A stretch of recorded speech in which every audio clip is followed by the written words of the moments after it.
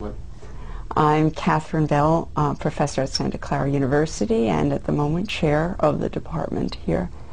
My background seems a little bit complex these days.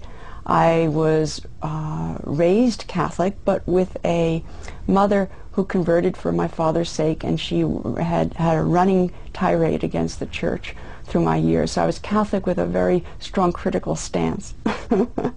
Went to a Catholic college where I felt like I got a very good serious attention, Manhattanville, and went on to graduate school at University of Chicago. I did a philosophy major at Manhattanville and very much thought that was a wonderful undergraduate major.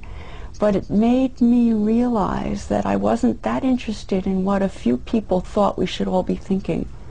I wanted to know how most people put together their worldview. And for that, you had to go to religion. And so while I had studied religion undergraduate, I knew that's what I wanted to look at on a graduate level. And getting to Chicago was wonderful. I was very much influenced by Mircea Eliade's understanding of the universals in religion.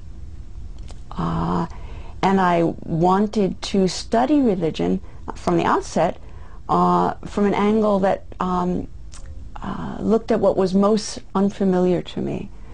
So what religion could I study that would be the most extremely different?